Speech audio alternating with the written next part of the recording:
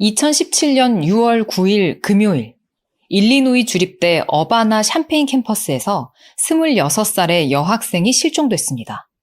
이 대학교에 연구차 와 있었던 장잉잉이라는 여성이었는데요. 장 씨는 이날 임대 아파트를 찾아서 관리인과 계약을 맺으러 급하게 나갔다가 밤이 늦도록 돌아오지 않았어요. 결국 그녀의 친구들과 교직원이 대학 경찰에다 실종 신고를 하는데요. 이날 장잉잉은 어디로 사라져버린 걸까요? 실제 사건 이야기 이해하기 쉽게 정리해서 전해드리는 알고 싶은 이야기 제2 채널입니다.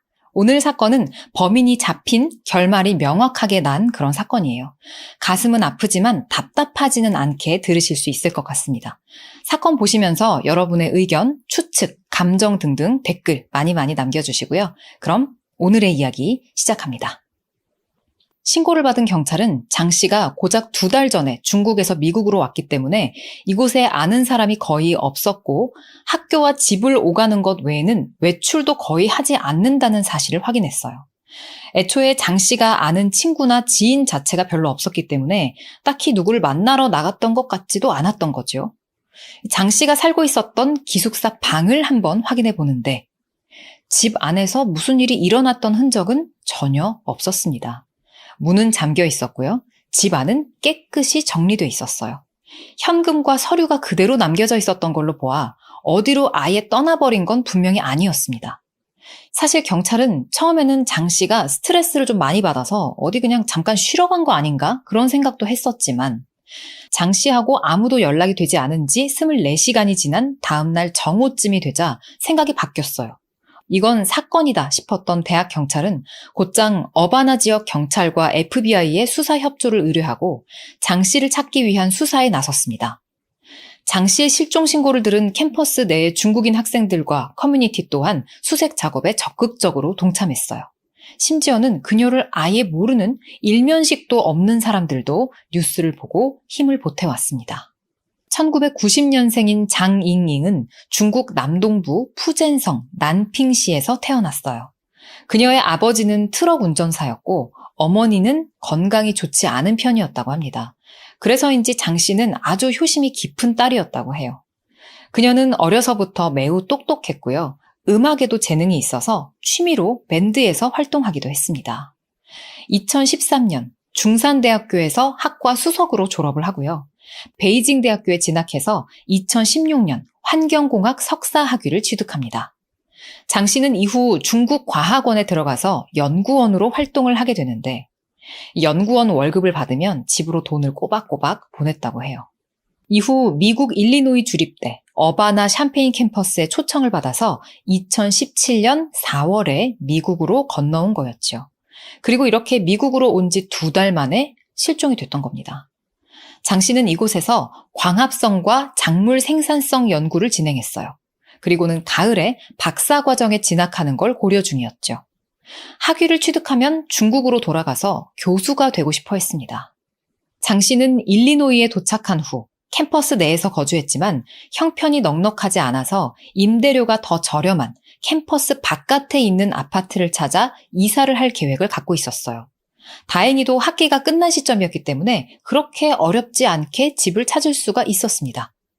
6월 9일, 장 씨는 캠퍼스에서 오전에 간단하게 작업을 마친 후 오후 12시 30분쯤에 점심을 먹으러 잠깐 집에 들렀어요. 그리고 오후 1시 25분경 장 씨는 본인이 알아봤던 그 아파트의 관리인 론트레즈라는 사람과 임대 계약을 맺으러 집을 나섰습니다.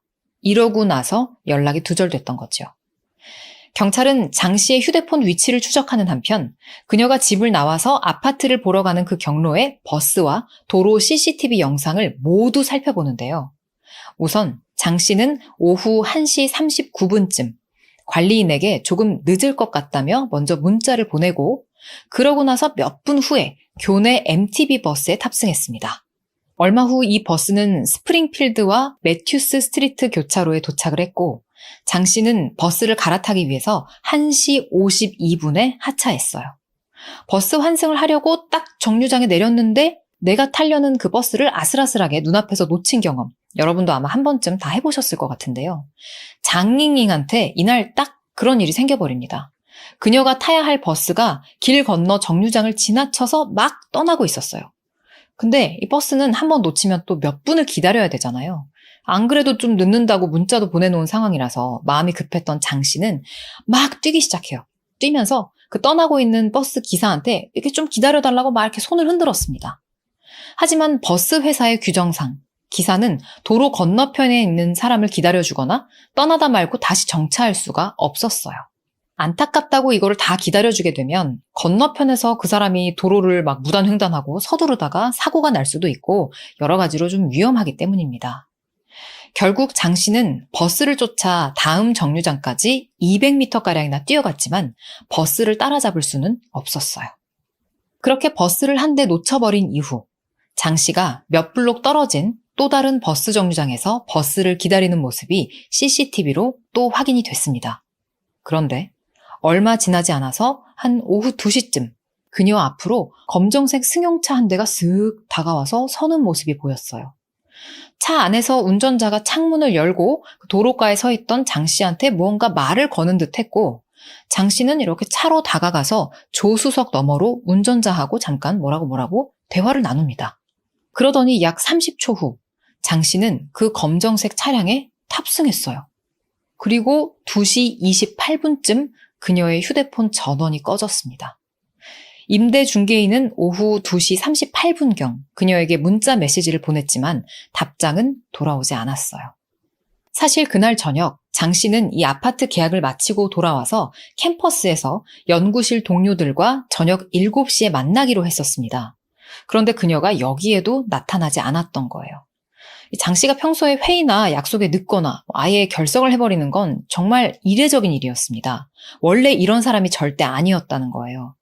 장 씨를 아는 다른 학생들과 교수는 걱정이 되기 시작했습니다.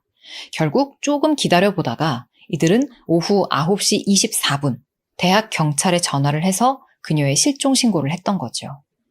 과연 그녀를 태워갔던 검은색 차량의 운전자는 누구였을까요? 그 차량의 운전자가 범인이 맞을까요? 워낙 여러 개의 CCTV에 차량이 다 찍혀 있었기 때문에 이 검은색 차량의 운전자를 아마 금방 찾을 수 있지 않을까 싶었지만 그렇지 않았습니다. 영상에 찍힌 차량이 너무 멀리 있어서 번호판 판독이 불가능했던 거예요. 하지만 경찰은 전문가의 도움으로 차종은 알아낼 수가 있었습니다. 바로 세턴 아스트라라는 모델이었는데요. 이 차량은 미국에서 2008년, 2009년 사이에만 판매된 다음에 단종된 모델이었기 때문에 판매 수량이 그렇게 많지가 않았어요. 그나마 다행이죠. 경찰은 일단 이 동네, 즉 그 샴페인 카운티에 등록된 해당 모델을 검색해서 총 26대의 차량을 확인합니다. 그리고는 추가 영상 분석을 통해 용의 차량이 뒷문이 없는 해치백 스타일이라는 사실까지 밝혀내고 이 덕분에 범위를 18대까지 좁힐 수가 있었어요. 그렇게 장 씨가 실종된 지 3일 후인 6월 12일 월요일부터 경찰은 18대 차량의 소유주를 일일이 방문해서 면담을 진행하기 시작했습니다. 그리고 그 중에서 경찰의 눈에 띈 인물이 드디어 한 명 나오는데요. 바로 브렌트 크리스텐슨이라는 남성이었어요. 경찰은 그의 알리바이를 확인하기 위해서 장 씨가 사라졌던 날인 6월 9일 오후 2시부터 3시 사이에 어디에서 무엇을 하셨습니까? 하고 묻습니다. 그러자 브렌트는 처음에는 모르겠는데요. 기억이 잘 안 나는데요. 라고 했다가 이후에 집에서 아마 낮잠을 잤거나 게임을 했던 것 같다 하고 대답을 했어요. 경찰은 당신 집과 차를 좀 둘러봐도 되겠습니까? 하고 물었고 브렌트는 이를 허락합니다.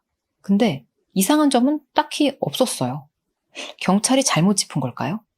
그런데 FBI의 영상 분석팀이 알아낸 사실이 있었습니다. 영상에 찍혀있던 차량의 썬루프가 이 브렌트 차량의 썬루프와 유사하다는 점이었어요. 또한 용의 차량의 앞 허브캡에 약간의 파손이 있다는 것도 확인을 합니다. 경찰은 브렌트의 차량에서 FBI가 언급했던 특징들을 확인하자 곧바로 영장을 발부받아 그의 집과 차량을 압수수색합니다. 여기저기 막 샅샅이 뒤지고 루미놀 검사를 하면서 그의 침대와 매트리스, 벽과 야구방망이에서 혈흔을 발견했어요. 그리고 그 혈흔을 채취해서 DNA 분석을 의뢰합니다. 여기서 뭐가 나왔을까요? 아무런 흔적도 발견되지 않았습니다. 그런데 한 가지 이상한 점이 있긴 했어요. 그의 차의 조수석과 차 문이 너무너무 깨끗하게 청소가 되어 있는 거예요. 수사관들은 그의 차량 조수석 문이 유독 차량의 다른 문들보다 더 꼼꼼하게 청소되어 있다는 점을 알아챘습니다. 그리고 이것이 증거를 은폐하거나 인멸하려는 시도 또는 노력을 시사하는 것일 수도 있겠다라고 밝혔어요. 이 외에도 경찰은 브렌트가 6월 11일에 배수구가 막혔을 때 사용하는 드레노와 청소용품 등을 구입한 사실도 추가로 밝혀냈습니다. 경찰이 브렌트의 집 욕조 배수구를 조사했지만 그의 욕실은 당시 조사관의 말에 의하면 엄청나게 깨끗하게 청소가 되어 있었다라고 해요. 이 드레노를 뿌려서 청소한 탓인지 결국 증거로 볼 만한 혈흔이나 DNA는 발견할 수가 없었습니다. 심지어는 전문 인력을 고용해서 욕조까지 교체를 해뒀어요. 그러니까 뭔가 수상한데, 뭔가 하나 나올 듯 말 듯한데 결국에는 아무것도 나오지 않은 그런 상황. 자, 진실이 무엇인지, 사건이 어떻게 해결되는지 끝까지 들어주세요. 6월 17일, 장 씨의 아버지와 이모, 그리고 장 씨의 남자친구가 당국과 협의하고 수색을 돕기 위해 샴페인 카운티에 도착합니다. 6월 19일, 일리노이 대학교는 샴페인 카운티 범죄수사대와 협력해서 장 씨의 납치 사건에 책임이 있는 자를 체포하는 데 도움이 되는 정보에 대해서 4만 달러의 현상금을 걸겠다고 발표했는데요. 이 현상금은 당시 샴페인 범죄수사대의 31년 역사상 가장 큰 규모였어요. 그리고 7월 14일 보상금은 5만 달러까지 늘어납니다. 장 씨의 가족들은 그녀가 발견될 때까지 이 나라를 떠나지 않을 것이라고 말했어요. 여러 인터뷰에도 출연을 하고 제발 우리에게 우리 딸 장잉잉을 돌려달라. 우리는 그 아이 없이는 살 수가 없다 하면서 읍소하기도 합니다. 2달 뒤인 8월 19일에는 장 씨의 어머니와 남동생까지도 미국으로 건너왔어요. 그런데 이 중간에 해프닝도 한 차례 있었습니다. 여러 시민들이 6월 16일 일리노이주 세일럼이라는 곳에서 장 씨의 신상 정보와 일치하는 아시아 여성을 봤다라고 신고를 해왔던 거예요. 장 씨의 가족들은 혹시라도 사건의 단서를 찾을 수 있을까 싶어서 추적하기 위해 세일럼으로 얼른 달려갔고 FBI도 조사를 실시했지만 허무하게도 결국 그 여성은 장 씨가 아니었다는 사실이 밝혀집니다. 자, 지금 경찰이 주목하고 있는 브렌트. 이 사람이 뭔가 수상한데 빨리 진실을 밝혀내 봐야겠죠? 브렌트는 경찰의 신문 과정에서 금요일 내내 집에서 비디오 게임을 했다고 진술했다 그랬었잖아요. 그런데 경찰이 도로의 CCTV 속에 당신이 이 여성, 즉 장 씨를 차에 태워가는 모습이 찍혔다 이렇게 압박을 하자 갑자기 그의 진술이 오락가락 바뀌기 시작합니다. 그는 자기가 아마 날짜를 좀 혼동한 것 같다. 그날 캠퍼스를 돌아다니다가 한 여성을 태운 적이 있기는 있다. 근데 그게 장 씨는 아니었던 것 같다. 이런 식으로 말을 바꿨어요. 이후 그는 또 자기가 태워줬던 그 길에 서 있던 여성은 영어가 굉장히 서툴렀었는데 초조한 듯 자신에게 도움을 요청했었다고 설명했습니다. 그녀가 약속에 늦었다면서 북쪽으로 몇 블록 떨어진 곳에 빨리 가야 된다고 하길래 데려다 주려고 하긴 했었지만 실수로 자기가 길을 잘못 들자 옆에 탔던 여성이 겁에 질려서 차에서 내려버렸고 이후 자신은 그녀가 어디로 갔는지 전혀 모른다라고 말했어요. 자, 이게 뭔가 설명하는 상황이 이상하기도 하고 앞뒤가 안 맞는 것 같기도 하고 아무튼 좀 이상하죠. 경찰은 브렌트의 컴퓨터와 휴대전화를 압수했고요. 이후 휴대전화에 대한 법의학적 검사를 위한 연방수색영장도 발부받습니다. 그리고 브렌트를 계속 감시해요. 경찰은 브렌트의 사건 당일 행적을 꼼꼼히 짚어가면서 진실을 밝혀가는데요. 영상을 보니까 브렌트의 차는 사실 장 씨를 태우기 전에 반대 방향으로 달리고 있던 중이었어요. 그런데 달리다가 말고 건너편 도로에 장 씨가 서 있는 위치를 조금 지나더니 유턴을 해서 그녀 쪽으로 다시 차를 몰아간 거였죠. 아무래도 일부러 장 씨를 보고 접근한 것 같단 말이에요. 그리고 브렌트는 그날 장 씨에게 접근하기 전에 또 다른 여성에게도 말을 걸었었다는 사실이 밝혀집니다. 그는 사건 당일 6월 9일 오전 8시쯤 슈퍼마켓에서 향신료를 구입한 후에 길거리를 배회하다가 오전 9시 30분쯤 차를 타고 에밀리 호건이라는 여성 대학원생에게 접근했어요. 사건 당사자인 에밀리라는 여학생에게 경찰이 이 브렌트의 사진을 보여주니까 에밀리는 맞아요. 이 남자가 그날 말을 걸었었어요. 라고 확인을 해줬어요. 에밀리가 그날 길을 걷고 있었는데 브렌트가 차를 탄 채로 접근해서는 자기를 비밀 경찰이라고 소개하면서 이렇게 배지를 보여주더래요. 근데 그 배지 꼬라지가 절대 진짜 경찰 같지가 않았고 뭔가 싸구려 할로윈 코스튬을 하고 있었나 싶었다고 합니다. 근데 이놈이 에밀리에게 제가 몇 가지 물어볼 게 좀 있으니까 차에 타주세요 하고 요구를 했다는 거예요. 에밀리는 수상함을 느끼고 바로 거절합니다. 근데 웃긴 게 에밀리가 차에 타기를 거부하니까 브렌트가 조금 당황을 하더래요. 당연히 자기 차에 탈 줄 알았다는 걸까요? 그렇게 좀 당황해서 몇 초간 쭈뼛거렸지만 브렌트는 끝까지 컨셉은 유지를 합니다. 자리를 뜨면서도 경찰인 척을 계속 하는 거예요. 의심스러운 걸 보시면 경찰에 신고하십시오. 이렇게 말을 하고 갔다고 해요. 지금 근데 가장 의심스러운 건 누구죠? 브렌트 본인이죠.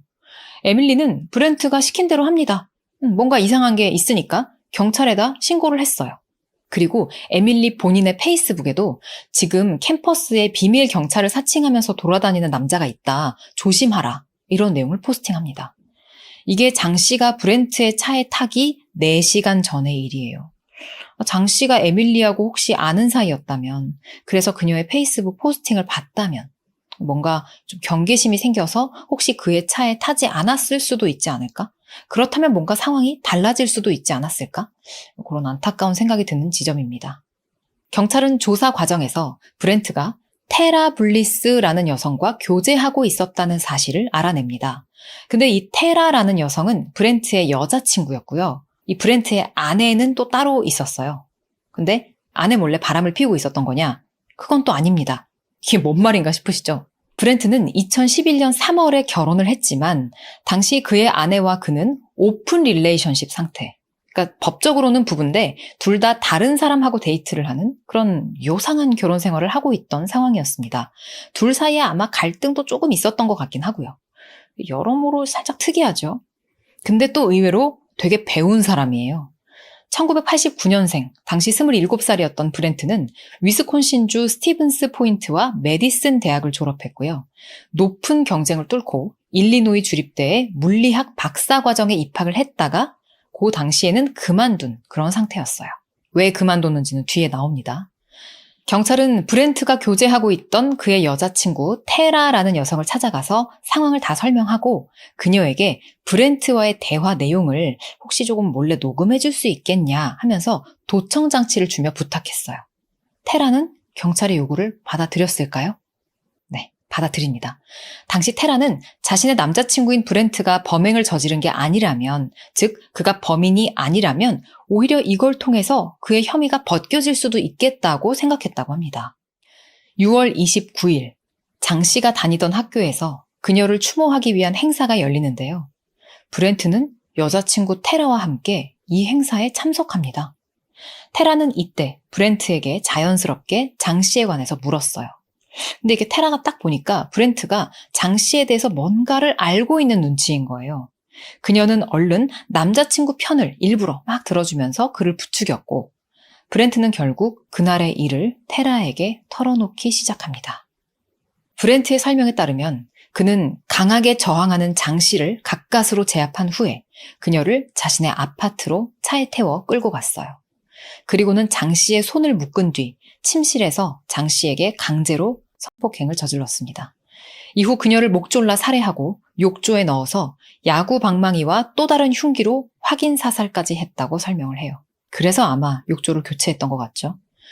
그런데 브렌트는 장씨 사건에 대해서 이야기를 하면서 또 다른 말들까지 막 쏟아냅니다.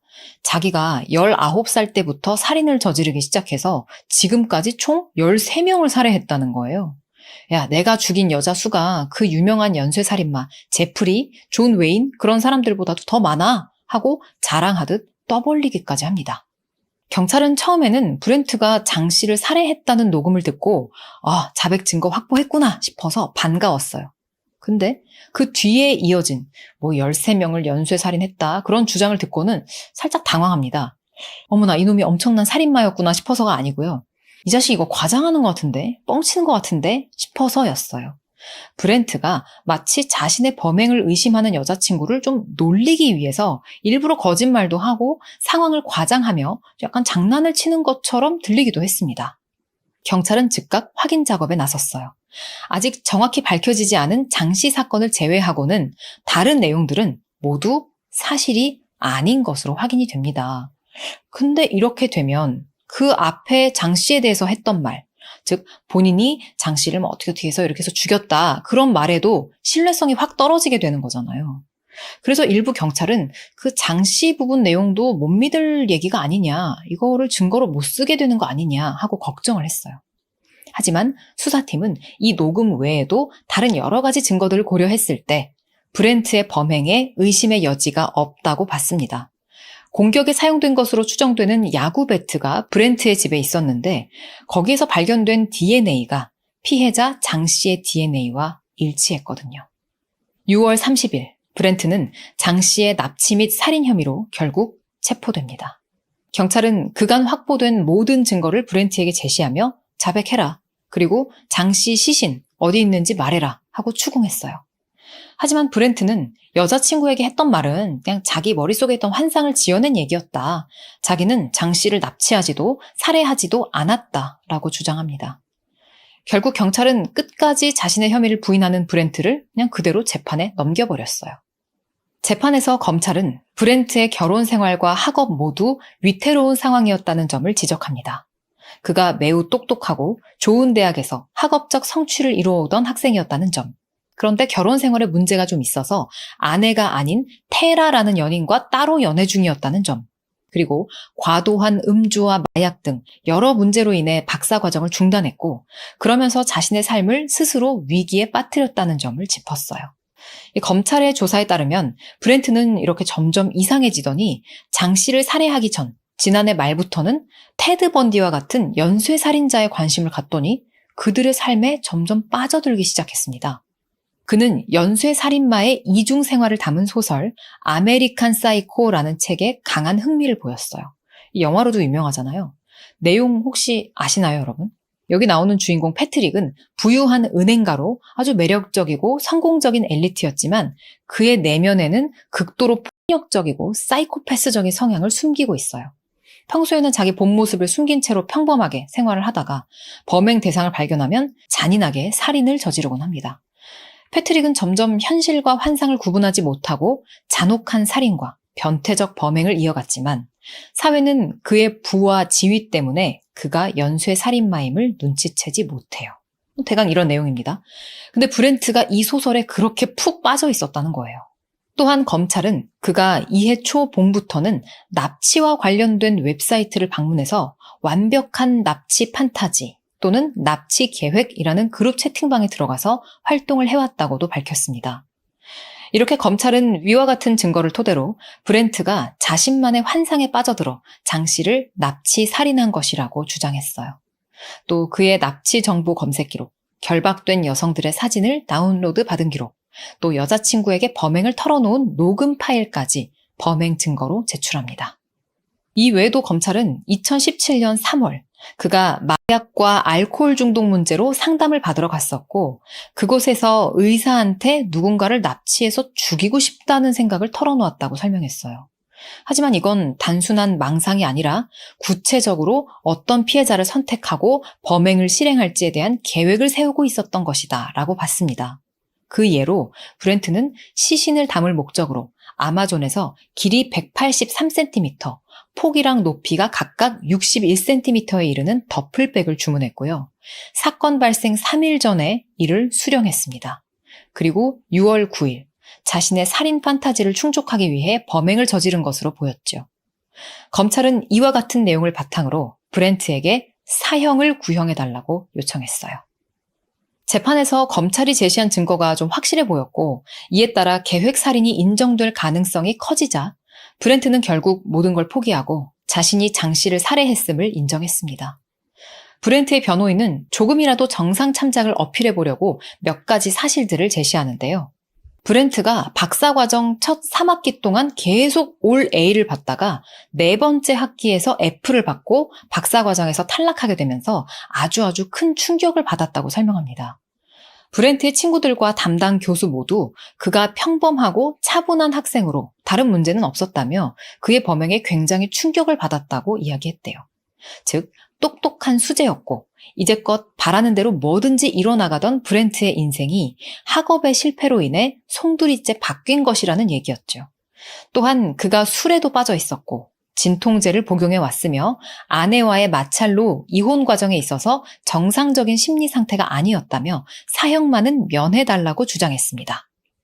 죄를 저지른 브렌트가 사형을 받냐 안 받냐 하는 것도 중요하지만 지금 중요한 사실 하나를 간과하고 있는 게 있어요. 피해자 장 씨의 시신도 못 찾았다는 사실입니다. 재판에서 장 씨의 부모는 브렌트에게 딸을 중국으로 데려갈 수 있도록 시신을 어디에 숨겼는지만 좀 알려달라고 간청했어요. 하지만 브렌트는 범행은 인정했음에도 불구하고 시신에 대한 답변은 거부합니다. 답답한 노릇이죠. 그러던 2018년 11월, 브렌트는 시신에 관한 혐의를 추가 기소하지 않기로 검찰과 면책 협약을 체결한 뒤에 장 씨의 시신을 어떻게 처리했는지 드디어 털어놓습니다. 그는 자신의 아파트에서 장 씨를 살해한 후 시신을 훼손해서 3개의 쓰레기 봉투에 나누어 담아 아파트 바깥에 있는 철제 쓰레기통에 갖다 버렸다고 진술했어요. 이 장 씨의 소지품 같은 경우에는 이곳저곳을 다니면서 여러 쓰레기통에 나누어 버렸다고 밝혔습니다. 검찰의 추정에 따르면 브렌트가 재판에서 유죄를 인정했음에도 초기에 장 씨의 시신에 대한 답변을 거부했던 건 시신을 굉장히 자기가 심하게 훼손했기 때문에 이에 대한 가중처벌을 두려워했기 때문으로 보였어요. 경찰은 브렌트의 답변을 들은 후 조사를 통해서 철제 쓰레기통이 장 씨의 시신이 버려지고 나서 이틀 후에 비워졌고 이후 매립지로 보내져서 2차례 이상 압축된 후 9m 깊이의 구덩이에 묻혔을 것으로 추정했어요. 이걸 어떻게 찾겠어요? 게다가 이미 매립된 지 15개월 이상이나 지난 시점이라서 유해 발굴 가능성은 거의 없는 것으로 판단됐습니다. 그래서 가슴 아프게도 유해 수색은 진행조차 할 수가 없었죠. 심리가 끝나고 배심원들은 논의 끝에 브렌트의 유죄를 판결했지만 그의 사형 선고에 대해서는 일부 반대 의견이 있어서 전원 합의에 이르지는 못했습니다. 그 결과 재판부는 2019년 7월 18일 브렌트에게 가석방 없는 종신형을 선고했어요. 장 씨가 실종되고 살해됐다는 소식이 전해지면서 이 사건은 중국에서도 많은 관심을 받았습니다. 근데 재판 결과 너무나 잔혹한 계획살인임에도 불구하고 그에게 사형이 아닌 종신형이 선고되자 중국인들은 분노했어요. 미국의 사법제도가 공정하지 않다면서 이건 중국인을 차별한 판결이라고 격렬히 비난하기도 했죠. 박사 학위를 딴 후 중국에 돌아가 교수가 돼 노동자로 근무하는 아버지와 고생하는 엄마를 위해서 경제적으로 보탬이 되고 싶다고 말했던 똑똑하고 착했던 딸 장잉잉. 딸의 유해를 가지고 집으로 돌아가기를 희망했던 그녀의 부모는 결국 빈손으로 중국으로 돌아갔습니다. 그들의 부모는 장 씨의 사망으로 모금된 돈을 학교에다가 딸의 이름으로 전액 기부하고 떠났어요. 오늘의 안타까운 사건 이야기는 여기까지입니다. 어떻게 보셨어요? 이게 남자친구도 중국에 있다가 미국으로 왔다 그랬잖아요. 남자친구가 이제 후샤오린이라는 분인데 이분이 여자친구가 실종됐다는 사실을 알게 된 충격, 막 그런 끔찍한 기분 이런 거를 인터뷰하시면서 많이 말씀을 하셨어요. 그래서 보면 자료에 많이 남아있는데 이 후샤오린 씨하고 장잉잉 두 사람은 2009년에 중산대학교에서 같이 공부하면서 처음 만났다고 합니다. 두 사람은 같은 반이었고 2013년 졸업반에서 1등과 2등을 차지했대요. 완전 그러니까 엄친딸 엄친아끼리 만났던 거예요. 그 이후에 두 사람은 중국 베이징 대학교에서 학업을 이어갔고 거기서도 계속 사귀었다고 합니다. 후샤오린은 장 씨가 실종된 지 약 4개월 후인 2017년 10월에 약혼하고 결혼할 계획이었다고 증언했어요. 그러니까 결혼 4개월 앞두고 여자친구가 실종된 거죠. 다른 나라에서 공부하다가. 저 마음을 어떻게 그냥 헤아릴 수가 없고 상상도 안 되고 아까 브렌트의 변호인이 얘기했던 거 전 개인적으로 개소리다라고 생각을 하는데요. 그러니까 평소에 공부 열심히 했던 앤데 맨날 올 A 받다가 F 받아가지고 박사과정 탈락해가지고 그래서 충격을 받아서 약간 또라이가 됐다. 무슨 말이야. 계속 A 받다 F 받으면 사람 죽여도 된다는 뜻? 너 뭐야? 술에도 빠져 있었고 진통제를 복용해 왔으며 누가 입 벌리고 먹인 거 아니지? 네가 먹은 거잖아. 그리고 아내와의 마찰로 이혼 과정에 있어서 정상적인 심리 무슨 말이에요? 아내와의 마찰이 있었지만 여자친구 있었잖아 너. 연애 잘하고 있었잖아. 개소리죠. 종신형도 열받는 맞아요. 보보가 부릅니다. 늦은 후회. 맞아요. 바니밤님 진짜 어쩌라고 해요. 그러니까. 피스비 위디오님 근데 그 차를 왜 탔을꼬 뒤늦은 후회. 바엘님 그러게요. 평생 가슴에 남을 듯요. 지지지지님 경찰은 범인 집 주변을 수색 안 했나요? 아니요. 집 주변도 수색했다고 다큐멘터리에서 본 것 같은데요. 젊고 똑똑하고 효녀였는데 어떤 범죄자 놈 때문에 죽었네. 소이라떼님. 그쵸. 너무 안타깝습니다. 바엘님 가중처벌해야죠. 그러니까 피해자분만 안타까워요. 눈여름님. 그걸 핑계라고 말하냐고. 그니까요. 뭐 늘 열받지만 사건 얘기는 늘 열받지만 오늘 사건도 진짜 열받는 뒷목 잡기 하는 그런 얘기였고요. 매번 드리는 말씀이지만 실제 사건만 보시는 분들도 계신데 영화 요약한 거 스릴러 영화나 아니면 책 요약도 들어보세요. 재밌어요. 한번 보세요. 실제 사건만 보시지 마시고 재밌단 말이야.